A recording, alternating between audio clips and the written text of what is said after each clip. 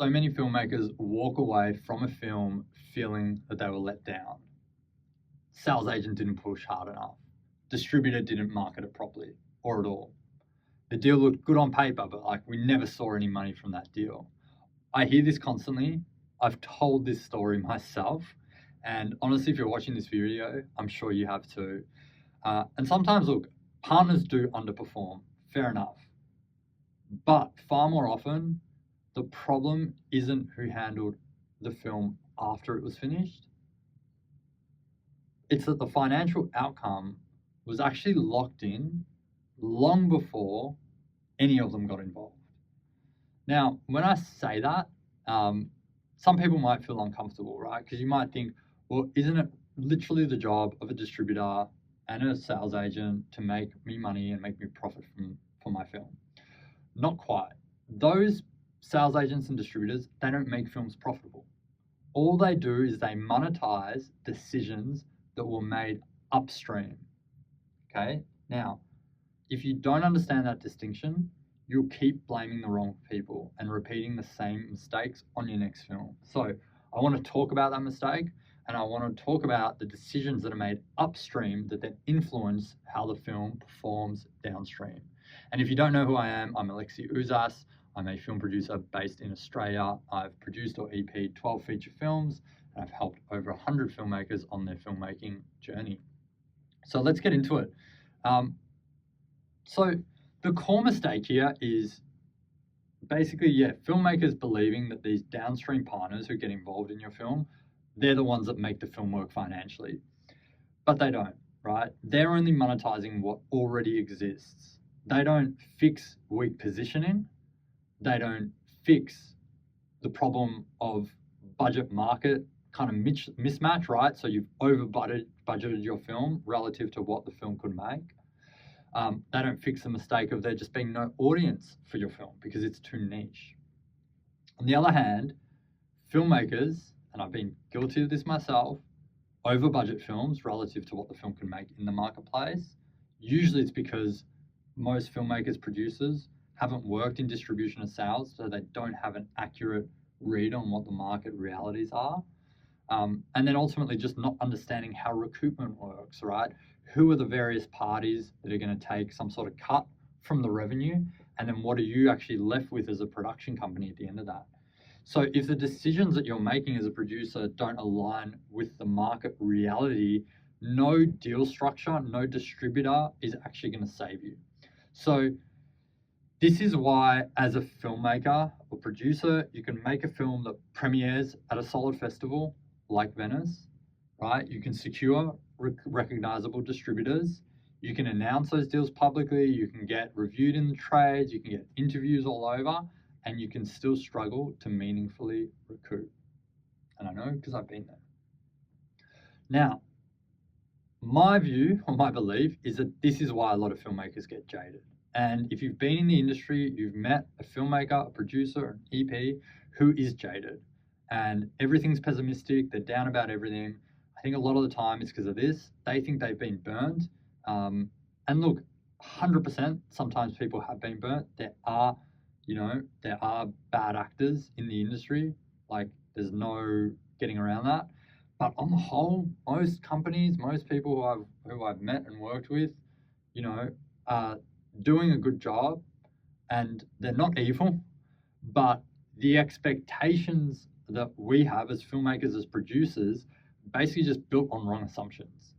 And again, it took me a few films to work this out. So let's talk about the mental model that we kind of have as filmmakers, producers, right? When we're kind of, especially first starting out. So we think sales agent takes the film to the market, creates demand, and then drives competition, right? Amongst all these buyers, and he's able to drive up the price because there's like this bidding war. Distributor releases the film, markets it, and money flows back to the production company. And so in this version, the job of the filmmaker, the producer, is simple. We just make a good film, get it into a festival, hand it off to the professionals, and then it works, right? The problem is that this model completely ignores two things. Number one, incentives, which I'll take you through in a second. And the other one is the economics of the business, which I'll also take you through. So let's talk about what actually happens. Firstly, sales agents, right? Sales agents, it's important to understand how they make money. They are primarily paid by commission, right? That commission is often 15 to 25% of the gross receipts, the sales that they make, and they can recoup their marketing expenses and any MGs that they've put up, right? Their job is to sell the film. They want to sell the film in order to recoup their costs and make their commission. They're not thinking about necessarily the long-term, how to maximize long-term returns for the film, because they want to get paid today. Now, in a similar way, it's like an analogy is real estate agents, right? They work based on commission. So a real estate agent is more concerned with making sure the house gets sold rather than it selling for a certain price. So they would always prefer to force a sale so that the house gets sold, even if it's not at your ideal price, because then the house is sold and they can get their commission and then they can move on. If they've got to keep spending time trying to get the figure that you want, that the market is just telling you it's not going to pay that amount, then they got to keep putting in work and they're not getting paid. And so you can think about it in a similar way with a sales agent, right? Now, they're all trying to make the most amount of money, because if they make more money, they will make more commission. But they can only also make money based on what the market is telling them, right? They can't manufacture demand. They can't manufacture a price. They can only go on what, like I said, the market is kind of dictating. So that doesn't make them bad actors in any way. It just makes them rational actors in that marketplace. So just understanding how their incentives work is really important, because it understands the mentality that they have, which is going to be different to the mentality that you have as a filmmaker or as a producer, and that's okay. Distributors, so they work the same way, right? They take their fees off the top, they recoup their expenses before you even see a dollar, and they want to cap their downside risk, right? They want to make sure that whatever the money they're outlaying, they're going to recoup and they're going to make a healthy profit. They've got people they need to pay who are on payroll, right? They've got overhead, got rent. They need to cover all those things. How do they do it? By making margin. And so if they can spend,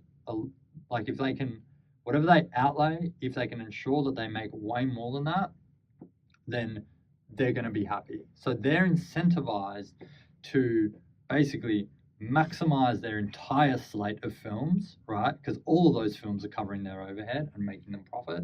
They want to limit their exposure by the amount that they pay for the film and ensuring that they have buyers, and they want to recoup their costs first. They don't want to be out of pocket. So they're not necessarily trying to, their job isn't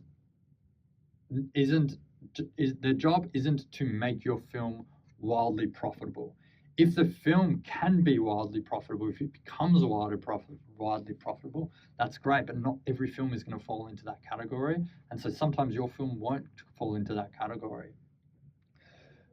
But for them, they still need to recoup their costs, make some sort of profit so that they can keep their lights on. So again, they're not bad actors. They're just being rational and making decisions, business decisions, based on their own incentives and their own financial structures. So that takes me to the next point, which is just the economics of it, right? Because there is another layer to this that's super important, and I think almost no one explains this. But your economics as a film producer or a filmmaker are not the same as your sales agents or as your distributors. And hopefully just by taking you through what I have just now makes you understand that. But let me give you a better example. So if you've raised money on a film, and let's say you have 500K in private equity, right? Then you need to make a hell of a lot of money in order to recoup that 500K. Why? Well, let's just talk about it from the distributor's perspective. One territory, right? If you need to make 500K back, your distributor is going to take 50% before they give you $1. So the film doesn't need to make 500K, it needs to make $1 million. Now, let's say that they've put up an MG and they've spent some money marketing. Let's say that's 200K, right? So now your film needs to make 1.2. If the film's in cinemas, exhibitors are also going to take 50% of that. So now you've got to make 2.4 from theatrical. Obviously, it's going to be a mix of theatrical, streaming, etc., right? But you can see that your 500K, you know, the distributor needs to make 1.2 million just for you to start seeing money, right? So you probably need to make something like 2 million revenue to recoup that 5. Now, the distributor, on the other hand, let's use that example where they paid 100K for your film, and let's say they put up 100K in P&A and costs and market like expenses.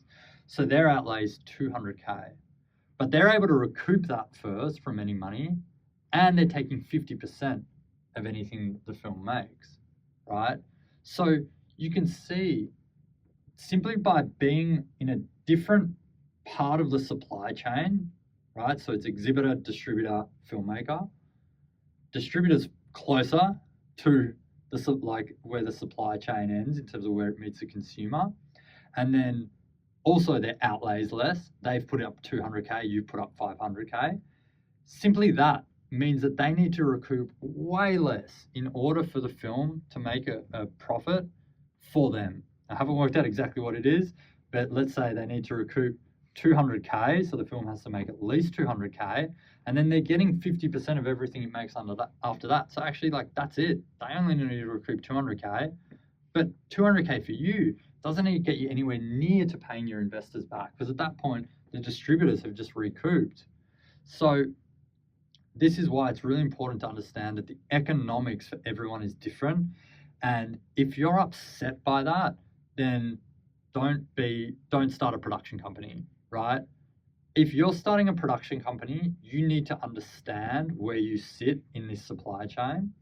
And you need to understand, and this is what I've come to understand, that if you're going to build a production company, you need to build assets in that production company that have value. So your films need to make money. They need to be wildly successful. Otherwise, you're always going to be in a position where you're last in that chain, and it's very hard to recoup. So the alternative is go start a distribution company or a sales company, right? You don't need to start a production company. There are different parts, or you get into the service part of the film industry, right?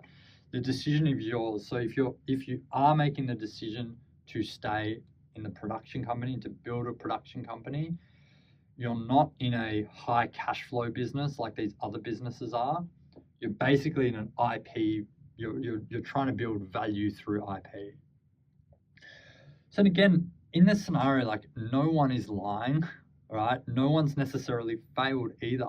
You're just operating under completely different economic realities.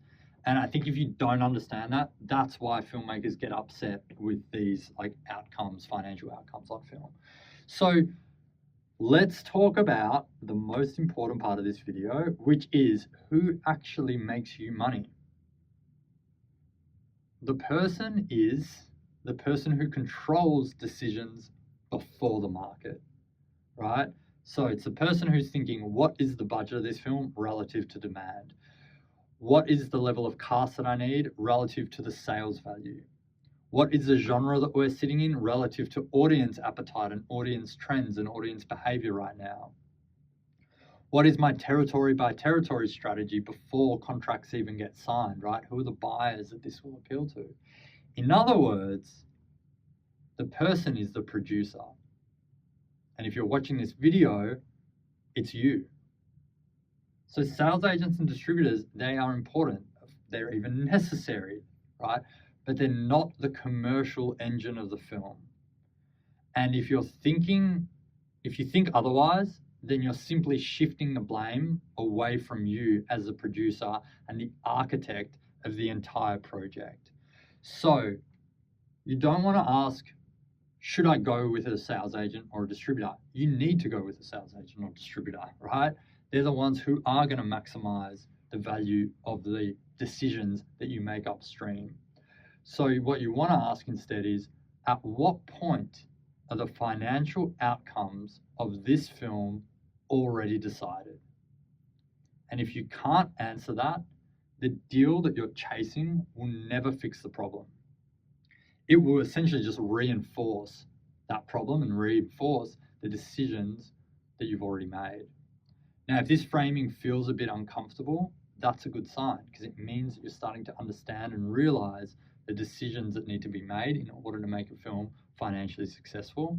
And it means that you're getting closer to the part of the process that actually matters.